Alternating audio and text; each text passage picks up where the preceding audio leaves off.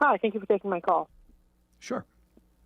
So I have a Calvinist coworker of mine who I had discussions with sometimes about just theological stuff, and I have a question about predestination. Sure. Especially, I understand some of the doctrines of predestination, but I especially wanted to ask for an interpretation maybe of John 6:65, where it says Jesus knew from the first who would not believe in him. And maybe just because he used that as a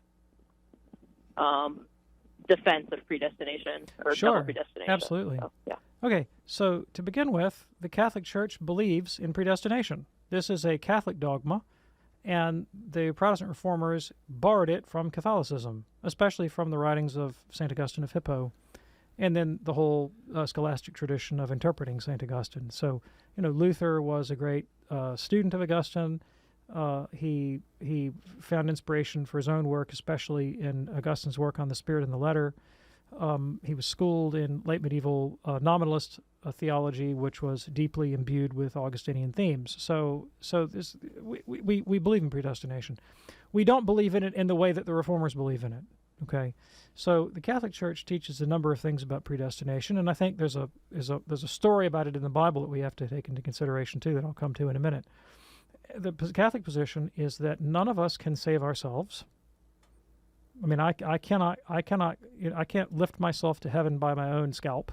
I'm not going to be able to bootstrap my way into heaven. If I get to heaven, it's because God has taken me there. Mm.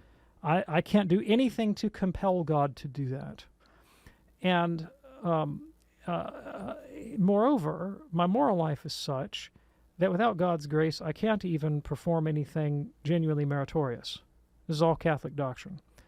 Now, the Church teaches that God benevolently and like without being in any way compelled by my activity, freely grants me sufficient grace for me to cooperate. And that without that, I'm toast. I'm not going to get it. If I cooperate with grace, I can merit an increase in grace, but I cannot merit the gift of perseverance. So I could merit additional grace from God, but not in a way that guarantees my eternal salvation. That if I make it to the end of the line, so to speak, and I get to heaven, I persevere to the end only because God has freely granted me the gift of perseverance. So that's pretty strong Catholic teaching on the nature of God's predetermination, God's antecedent activity in my own salvation. Now, here's a couple nuances that the Protestants lack. One is that God offers that sufficient grace to everyone. All right, that's one thing. Two is that we can reject it. Grace can be rejected. Now, Protestants don't, by and large, Lutherans and Calvinists don't teach that grace can be rejected. They teach it's irresistible. We say it's not irresistible; it can be rejected. And thirdly, Catholics believe that grace, once received, can be spurned. So just because you have grace today doesn't mean you'll have it tomorrow. Whereas most Calvinists and Lutherans hold that if you have grace now, you're guaranteed to have it forever. So there's some significant differences. They also deny that grace is offered to everyone. Now, there is a debate in the Catholic Church about this business of sufficient grace offered to everyone. And the debate goes like this.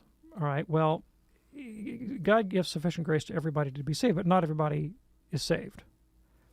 So do we explain that by, one person cooperated and another didn't, and therefore the one who did cooperate, he's just a better guy?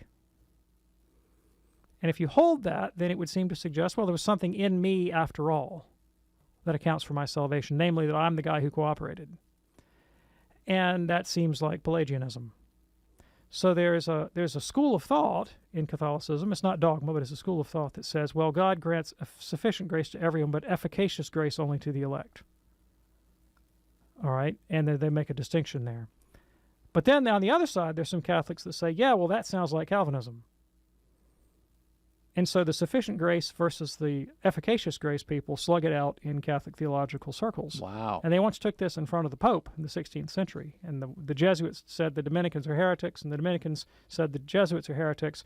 And the Pope said, shut up and go home and teach theology and leave me alone, and refused to decide the question. So that still remains an open question in the Catholic Church. Now, having said that, I want to come back and talk about the biblical picture and predestination in just a minute, because I think it adds an important nuance. Yeah, thanks. So I went a little bit into the dogmatic history of predestination in Catholicism, but I didn't want to leave it there. I wanted to say a little bit about predestination and election in the Bible, because in sacred scripture, what I see is that one of the preeminent cases of predestination is God calling Abraham.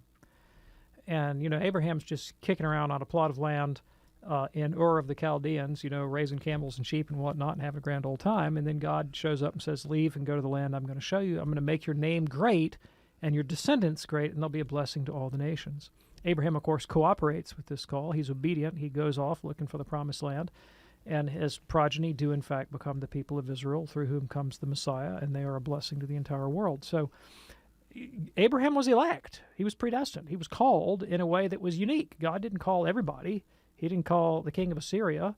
He didn't call the king of Babylon. He called this Bedouin in Ur of the Chaldees, and made him the one whose progeny would become heirs of the world, right? Mm-hmm.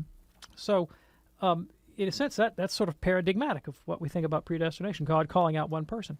But for what purpose did he call Abraham? So that he'd be a blessing to everybody.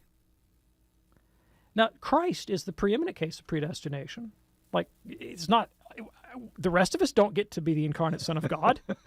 It's one guy, one human being whose nature is assumed by the second person of the Trinity, right? That one nature, the human nature of Christ, and that one man is elect and predestined in a supereminent way that's not the privilege of every human nature, but only that human nature. And yet, for what reason was Christ predestined? To bring salvation to the whole world. And now the church is elect. I mean, God has called out one society in a special way to be light and grace to the world, to manifest the light of Christ to the world. God didn't call every society. He called the Catholic Church. But for what reason? Did he call the Catholic Church to condemn the world, or through the church to save the world? To save the world, to be the light of the nations, right?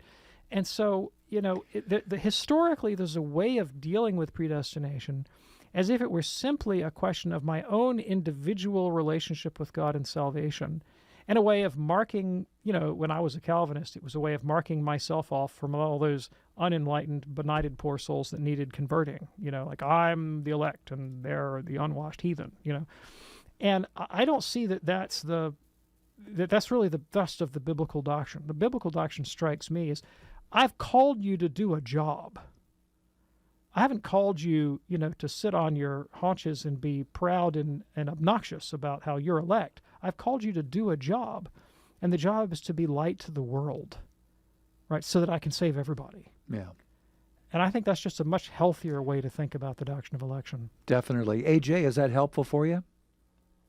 Yes. I guess I just have I forget exactly what it was, but I guess just a question about John 6:65, and he knew from the first who would not believe in him, and also it kind of also ties in. I forget which verse it is, but where he says, "Depart from me, I never knew you," like him using it as a defense for why people are predestined to hell, like they were never meant to have a relationship with God. Yeah, sure. So John 6:65 says, I told you no one can come to me unless the Father draws them. And that's true. I mean, that's Catholic doctrine. You can't come to God unless the Father draws you. We've already talked about that. We call it prevenient grace. And foreknowledge, of course, God has perfect foreknowledge of even free human actions. Foreknowledge does not compel us. Every parent knows. I can tell you with near infallible certainty what my children are going to do under particular circumstances. I began the show by saying I played Legend of Zelda with my 13-year-old this weekend. Uh-huh. If I offer my 13-year-old, would you like to cut the grass or play Legend of Zelda? I have infallible foreknowledge of his answer. It's infallible. Oh, yeah. Am I compelling him to play Legend of Zelda? No, foreknowledge does not imply compulsion.